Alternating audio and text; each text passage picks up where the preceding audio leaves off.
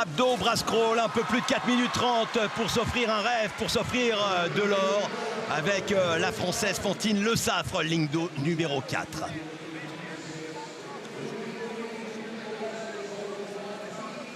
La Française qui a fait une très belle partie en brasse ce matin, c'est vraiment sa force. Elle qui est aussi inscrite sur le 200 brasses à cette compétition. Ouais, avec le bonnet blanc. Elle sait faire également du papillon. C'est Crevar pour l'instant, ligne d'eau numéro 1. La jeune Serbe qui est partie en tête. Cousineto, meilleure performeuse européenne de l'année. Et puis Fantine Le Saffre, juste à côté avec derrière Wilmot qui est 7e. Hein. Mais attention, la Britannique au milieu des bouées jaunes est capable de revenir. Ouais, gros départ hein, également, ligne d'eau numéro 6 pour Jacobos et puis pour Catalina Coro qui devrait vraisemblablement virer en tête Jacobos. Et la bonne information, c'est Fantine Le Saffre qui est toujours engagée sur ce podium virtuel. Alors ne pas vouloir en mettre trop, ne pas se crisper. Et pour l'instant, Wilmot qui revient également avec sa combinaison bigarrée entre les bouées jaunes, bonnet noir, ici un petit peu derrière. Et Fantine qui nage très bien, elle est très bien en ligne, elle est bien posée, elle n'a pas envie d'en mettre trop. C'est plutôt bien avant la mi-course, elle va rattraper ses adversaires. Le virage bien fait, le petit mouvement, l'ondulation, ne pas précipiter. Elle a été formée au club de Roubaix par son oncle qui avait disputé les Jeux en 84. Elle a ensuite travaillé sous la houlette de Lionel Orter du côté de Mulhouse. Dieu sait que l'on aime la technique et le dos du côté de Mulhouse. Et regardez, c'est elle qui est en train de revenir entre les bouées jaunes et qui risque de virer en tête à mi-parcours alors que pour l'instant reste un tout petit poil devant Catalina Coro, l'Espagnole. Elle fait un très beau parcours de dos hein, ce matin, elle avait vraiment fait l'écart en brasse, donc on va voir tout de suite si elle fait le même parcours de brasse que ce matin, mais c'est déjà bien parti pour une médaille pour l'instant. Ouais, attention à Amy Wilmot qui est derrière. Je regarde également sur la gauche de Fantine avec Ilaria Cousineto, bonnet noir, qui est beaucoup plus fréquente que Fantine. Regardez le différentiel entre le bonnet noir et le bonnet blanc. Eh bien, c'est quasiment un mouvement pour deux, mais la Française qui, sous l'eau, est en train de propulser avec le bon travail des jambes. Elle glisse un peu plus que l'Italienne à côté. L'Italienne qui va peut-être un petit peu se fatiguer dans ses parcours de brasse.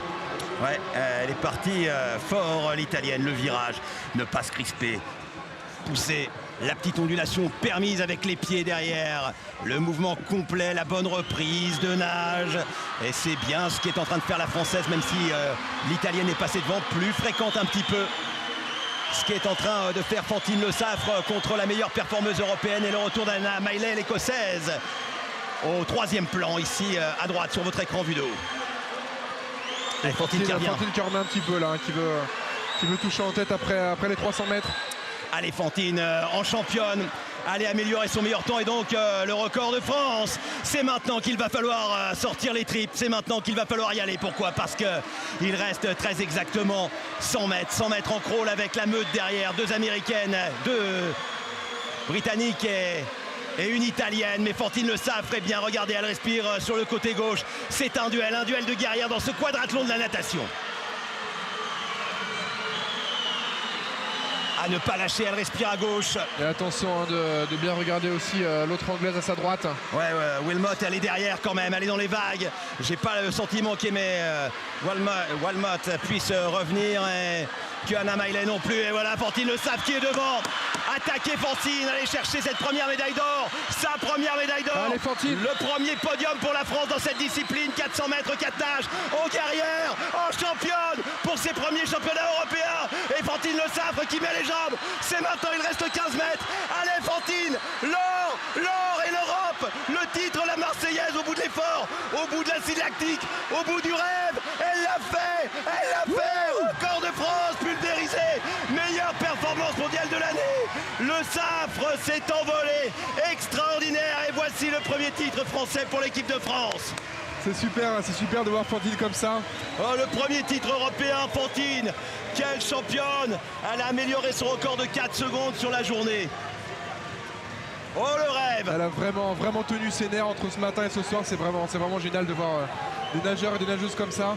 On a besoin de leaders dans cette équipe de France et elle en fait vraiment partie avec en majuscule. Hein.